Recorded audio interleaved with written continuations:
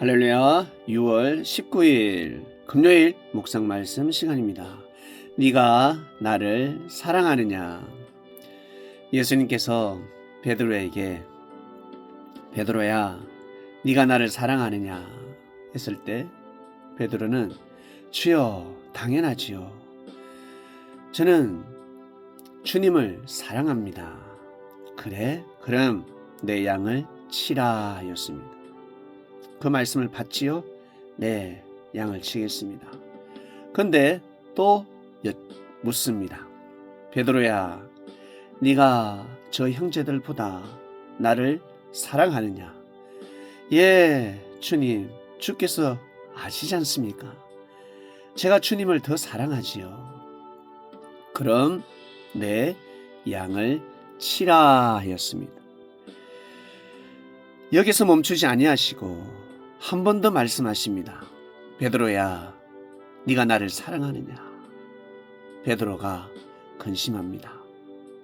자기는 정말 예수님을 사랑하는데 3번 부인하면서까지 내 십자가를 짊어지기 위해서 예수님의 말씀을 이루기 위해서 3번 부인하였습니다.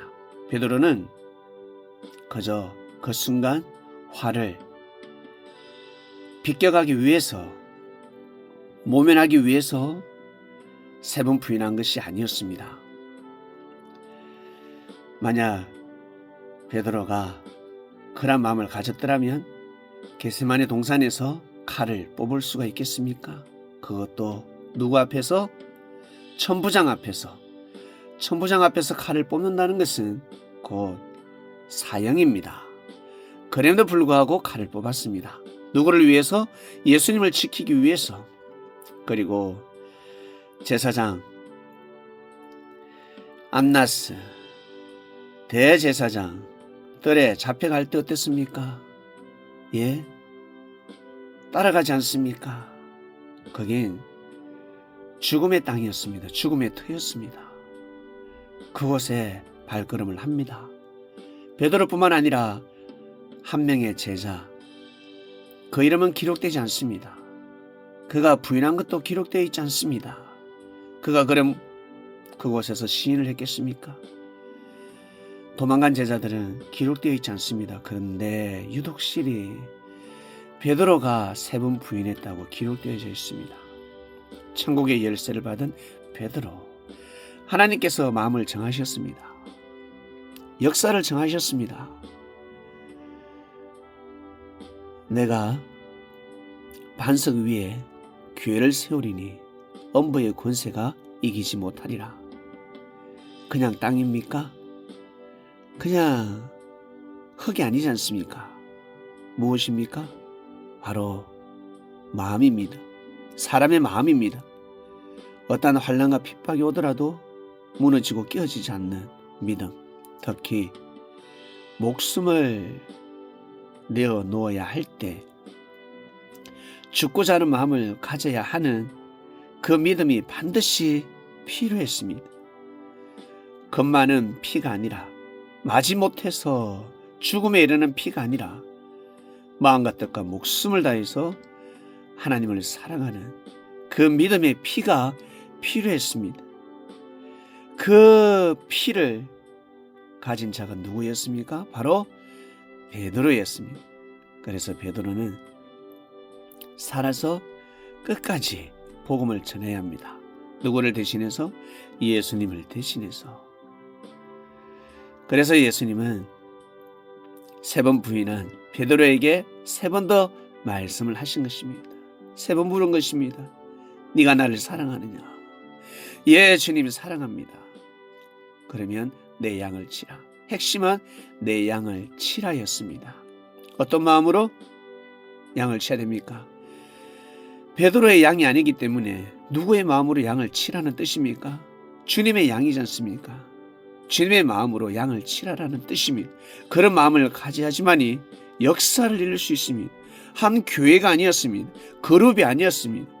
아무리 부흥의 역사가 일어난다 할지라도 베드로를 통한 하나님의 역사는 역사였습니다.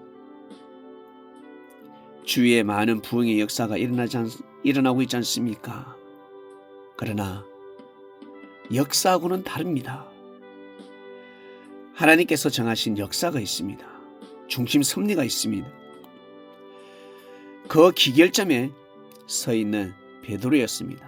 사랑하는 그리스도 여러분, 이 땅은 그냥 이루어진 것이 아닙니다.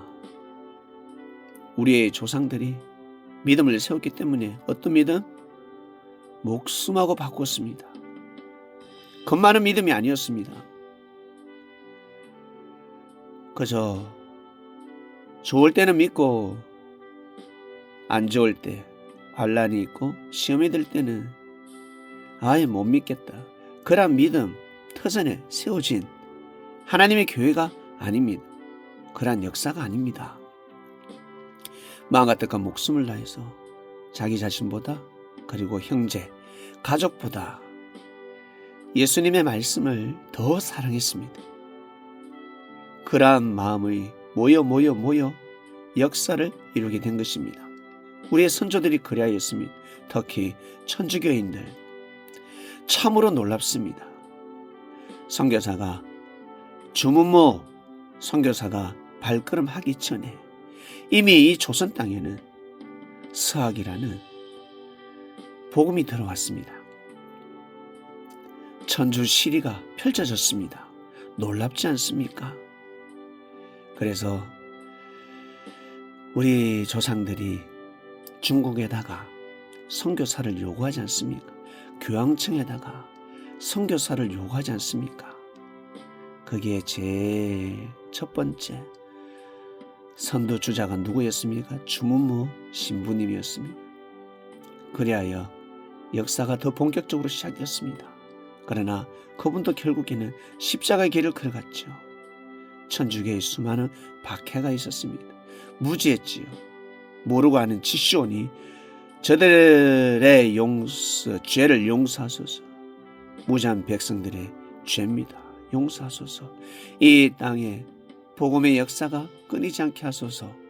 끊임없이 기도하신 우리 선조들입니다. 그러나 때가 되면 개신교의 역사가 시작됩니다. 선교사가 들어왔습니다. 누굽니까? 언더우드입니다. 언더우드 선교사는 그 젊은 나이에 20대 초반이지 않습니까? 그 나이에 이 조선 땅은 생각지도 못했는데 인도에 가려고 인도의 뜻이 있었기 때문에 1년 넘게 준비했습니다. 언어도 준비하고 그 나라의 문화도 익히고. 그런데 갑자기 예수님께서 조선은 어떻게 하려고 하느냐? 조선은 어떻게 하려고 하느냐? 조선은 어떻게 하려고 하느냐? 하루 이틀 3일에 거쳐 말씀을 하셨습니다. 세 번째 음성을 듣고 무릎을 꿇고 기도하며 마음을 정했다라고 합니다. 결국 1885년 제물포에 도착합니다. 부활절이었습니다. 참으로 놀랍지 않습니까? 이 조선 땅에 부활의 역사가 일어난다라는 뜻입니다. 그의 손에는 무엇이 잡혀 있었습니까? 성경책이었습니다. 영어로 된 성경책이 아니라 한문으로 된 성경책이 아니라 한글로 된 성경책이었습니다. 일본에서 한학자 이수정을 만났습니다. 이수정이가 마가복음을 번역하지 않았습니까? 하나님께서 이렇게 이처럼 이 조선 땅을 사랑하시자 준비하고 예비하신 놀라운 역사였습니다. 위대한 복음, 이 땅의 영혼을 구원시키는 책이었습니다. 글이었습니다. 그리하여 역사가 시작된 것입니다. 사랑하는 그리스도 여러분, 우리는 이 땅에서 자유의 땅이라고 해서 그저 좋은 때를 맞이했구나 여기에서 그칠 것이 아니라 상고해야 됩니다. 이 땅은 정말 거룩한 땅입니다. 그리하여 우리 또한 이 시대에 양을 쳐야 합니다. 어떠한 마음으로 양을 쳐야 되겠습니까? 주님의 마음으로 양을 쳐야 되는 것입니다. 오늘도 귀한 하루가 되시길 바랍니다. 사랑하는 하나님 아버지, 귀한 말씀을 듣고 하루를 출발합니다. 네, 주님 사랑합니다. 네가 나를 사랑하느냐? 정말 사랑합니다. 그러면 내 마음으로 양을 치라 했습니다. 네, 그 마음으로 양을 치는 삶을 살아가겠습니다. 오늘도 귀하고 거룩한 하루가 되게 하여 주시옵소서. 이 모든 기도 사랑이 많으신 예수님의 이름으로 기도드립니다. 아멘.